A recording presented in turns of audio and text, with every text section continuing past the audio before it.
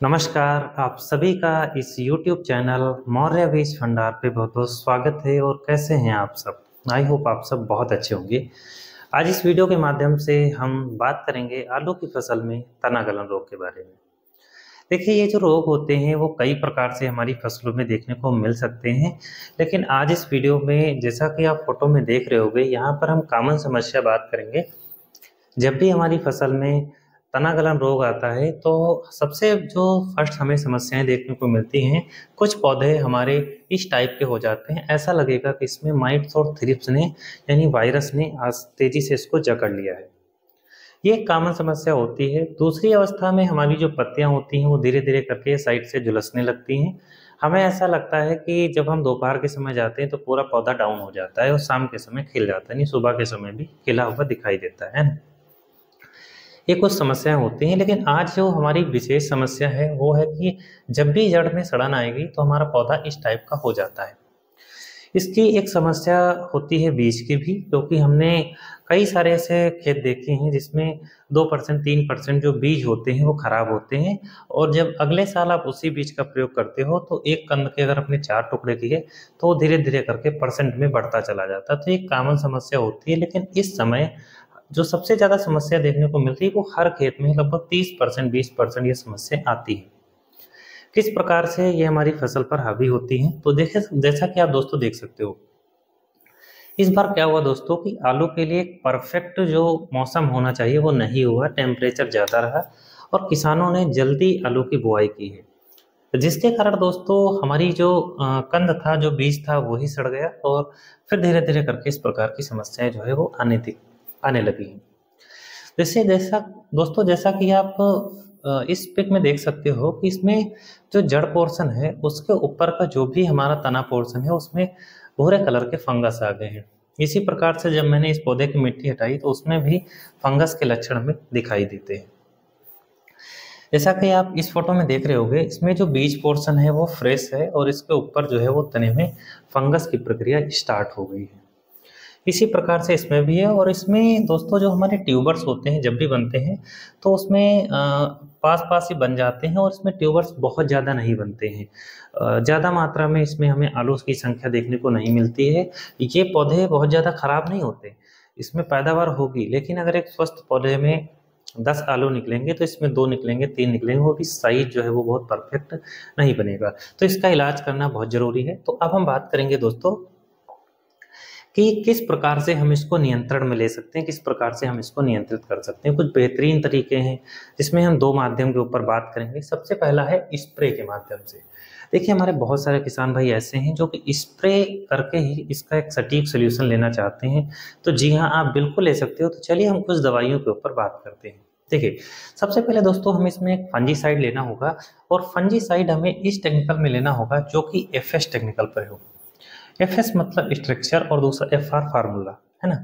तो ये जो फार्मूलेशन होता है इसका ज़्यादातर प्रयोग सीड ट्रीटमेंट यानी बीज उपचार के लिए किया जाता है।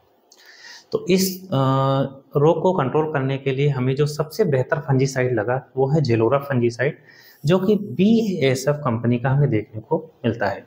इसके अंदर हमें थियोफ्रेंड मिथाइल और पैराक्लोस्ट्रोबिन 2 का कॉम्बिनेशन देखने को मिलता है, वो भी FS फार्मूलेशन में। इसके अगर डोज की बात करें तो प्रति एकड़ के हिसाब से आपको इसमें 200 ml जो है 1 एकड़ के हिसाब से आपको इसको लेना है। दूसरा दोस्तों हम इसमें बात लेने वाले हैं एक टाटा कंपनी का प्रोडक्ट ब्लीटॉक्स यानी COC, जिसे हम कॉपर ऑक्सीक्लोराइड के नाम से भी जानते हैं, है ना। इसके अंदर हमें कुछ गुण देखने को मिलते हैं, क्योंकि कॉपर को हम एक वीरिसाइड यानी वायरस के रूप में भी यूज में ले सकते हैं। तो कॉपर एक कांटेक्ट फंजीसाइड है, दूसरा ये वायरस के गुण, और तीसरा ये बैक्टीरिया को मारने के भी गुण रखता है। तो इसका जो हमें डोज लेना है दोस्तों, वो दोस्तों 300 ग्राम प्रति एकड़ के हिसाब से लेना है। अगर जो टेम्परेचर है वो डाउन है, धूप ज़्यादा नहीं हो रही है, तो ऐसी स्थिति में आप इसका डोज जो है वो 500 ग्राम प्रति एकड़ के हिसाब से भी ले सकते हो। इसका कोई भी हमें साइड इफेक्ट देखने को नहीं मिलता है। अब हम इसके साथ लेने वाले हैं तीसरे नंबर पे एक एंटीबायोटिक। एंटीबायोटिक में हम धानुका कंपनी का सीतमार लेने वाले हैं। इसके अंदर हमें वेलिडामाइसिन 3% फार्मूलेशन में जो है वो देखने को मिलता है। वेलिडा के अगर हम डोज की बात करें तो वेलिडामाइसिन का डोज हमें 250 ml प्रति एकड़ के हिसाब से लेना है।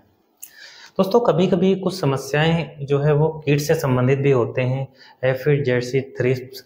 जब टेम्परेचर ज़्यादा होता है तो ऐसी स्थिति में आ जाते हैं, तो इसके लिए हमें एक बेस्ट थ्रिपीसाइड का प्रयोग भी लेना है, जिसमें हमें सिस्टेमिक और कॉन्ट्रैक्ट दोनों प्रकार के इंसेक्टिसाइड जो है देखने को मिले। तो इसमें हम लेने वाले हैं घरड़ा कंपनी का पुलिस। इसके अंदर फिप्रोनिल 40% और इमिडाक्लोप्रिड 40% WG फार्मुलेशन में देखने को मिलता है।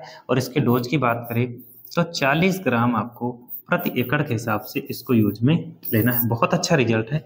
तो फर्स्ट नंबर पे आपको लेना है झिलोरा 200 ml प्रति एकड़ के हिसाब से, और दूसरा कॉपर ऑक्सीक्लोराइड 300 से 500 ग्राम प्रति एकड़ के हिसाब से, वेलिडामाइसिन 250 ml प्रति एकड़ और पुलिस 40 ग्राम प्रति एकड़। इन चारों का घोल दोस्तों आपको अलग अलग बनाना है और एक ही टैंक में डाल करके आपको स्प्रे करना है। दोस्तों आप चाहो तो इसके साथ स्टिकर का प्रयोग भी कर सकते हो। बहुत ही अच्छा रिजल्ट है। अगर समस्या बहुत ज़्यादा है तो आप एक सप्ताह के बाद एक रिपीट स्प्रे भी ले सकते हो। स्प्रे से ही ये जो रोग है वो आसानी से कंट्रोल में आ जाता है। अब हम बात करेंगे दूसरे तरीके की। दूसरे तरीके में हम बात करेंगे कि हम इसको मिट्टी के माध्यम से किस प्रकार कंट्रोल में ले सकते हैं।